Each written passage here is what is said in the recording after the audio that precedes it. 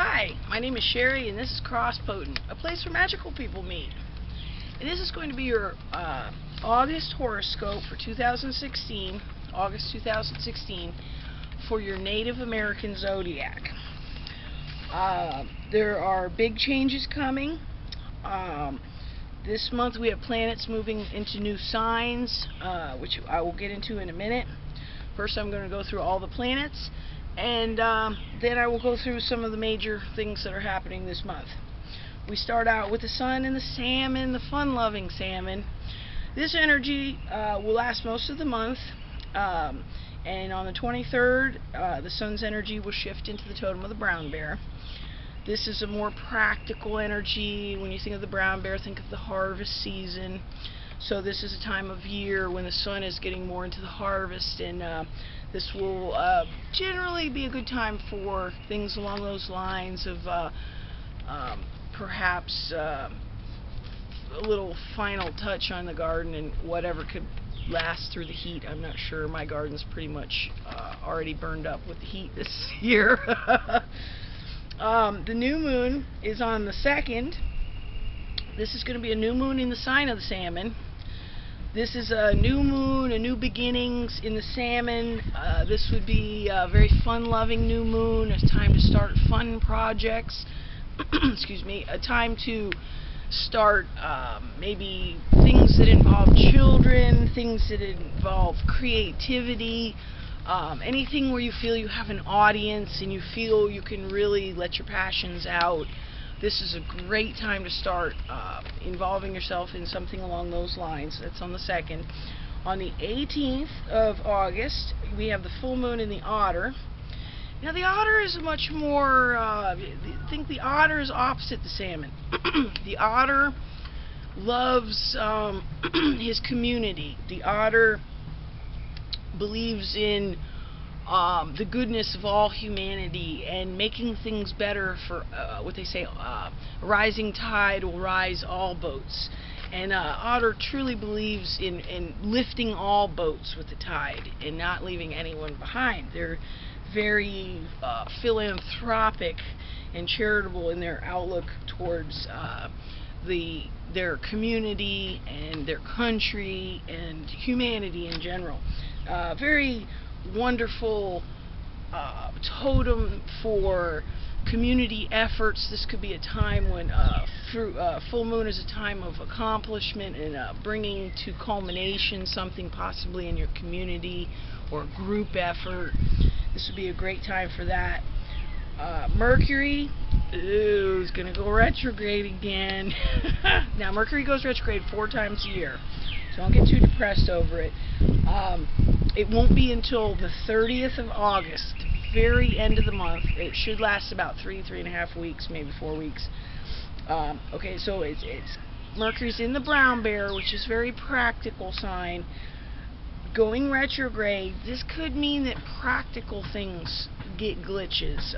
Generally with Mercury retrograde, things don't quite go as you would aim for. If you think of the tidal influence of Mercury, the tides go in and out, and then Mercury starts going the other way. The tides get a little mixed up, and your tidal influence of that planet tends to throw you off a little bit. And that's kind of the theory behind why Mercury retrograde kind of mixes people up. And I notice when Mercury's retrograde, I'll trip on a carpet, I'll put my spoon in my coffee and it'll splash in my eye. All kinds of silly little quirky things happening. Also, computers breaking down. Make sure all your stuff is backed up, all your technology, all that stuff. Very good time to be cautious with technology when Mercury's retrograde. Fortunately, it's at the very end of the month. The few days right as Mercury goes retrograde around the 30th are going to be the most difficult, probably. Going in and going out of retrograde is usually the most difficult. Most everything else is going to be a breeze this month, so really I wouldn't sweat this.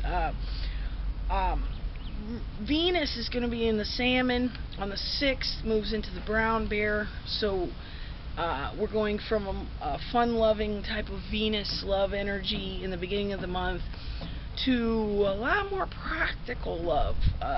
After the 6th, people might want to get a little more practical in their types of romantic endeavors, possibly not so much bling and so much pizzazz as more close and personal type of romantic situations.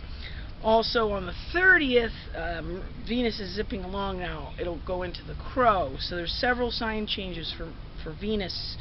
First we're into the Salmon, the 6th it goes into the Brown Bear, the 30th it goes into the Crow.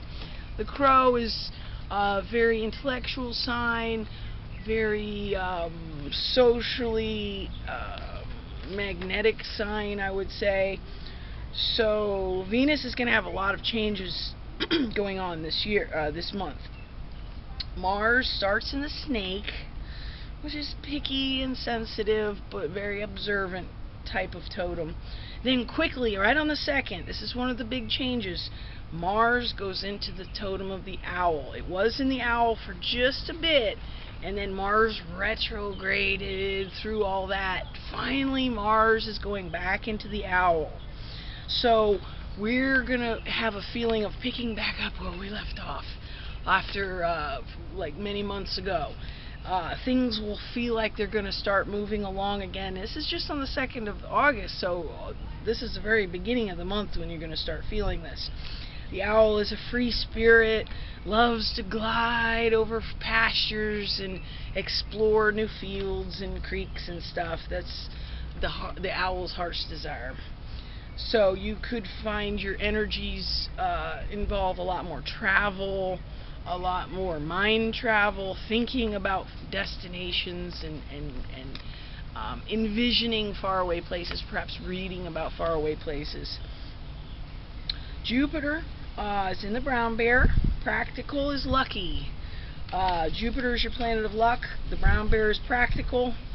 I would say that would mean like things that are ergonomic. Getting an ergonomic chair for yourself would be very lucky to prevent a back problem. If it looks good, the Brown Bear wants something to look good, but also feel good and work good. They have this amazing ability to make a very practical thing also a thing of beauty and very elegant looking as well as useful. And that's a knack that Brown Bear always has. The Saturn starts retrograde at the beginning of the month. It's been retrograde for quite a while. And then goes direct on the 13th. So this is the planet of structure and discipline. During the retrograde, this has been turned a little more inward. Maybe our discipline, self-discipline, learning how to perhaps get over bad habits or things along those lines. Once Saturn moves direct, the energy goes more out into the world, and our sense of structure and discipline can be more effective out in the world. Saturn being in the Owl, this is going to be a time when Mars is going to catch up with Saturn, which is something I'm going to talk about in a minute. Both Saturn and Mars are going to end up in the Owl by the end of the month. So this is a very active owl. The owl is always looking for stimulation and things along those lines. So that's a really good pairing. It's going to be a synthesis of energies. It's going to definitely move us along where we felt like our feet was in mud for the last few months. Perhaps now we're going to really feel like we're gaining ground. Uranus, Neptune, and Pluto, the three outer planets, are generational planets. Uranus still retrograde in the Hawk. The Hawk is diving into things and leaping in where angels fear to tread. That's the Hawk for you. This is going to also be very good with the owl influence. Neptune with the wolf.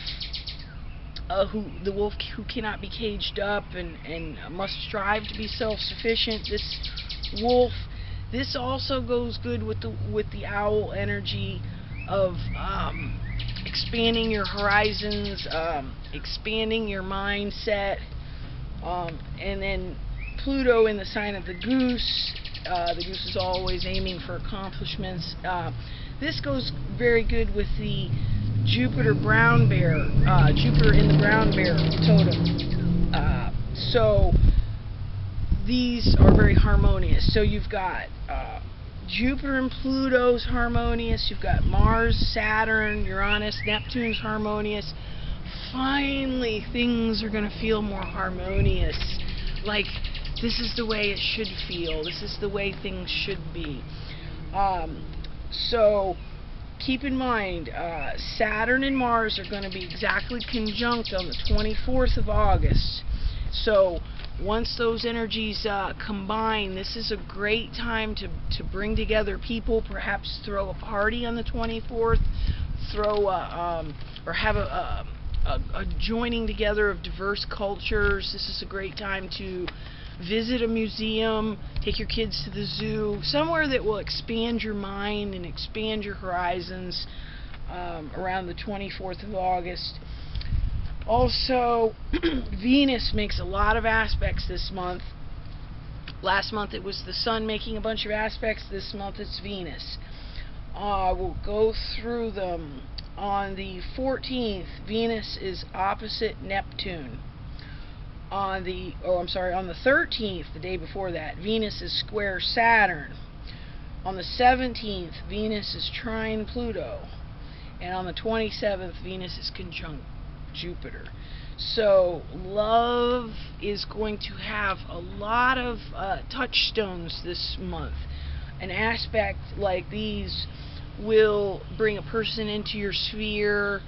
Perhaps it will bring a lucky meeting with someone.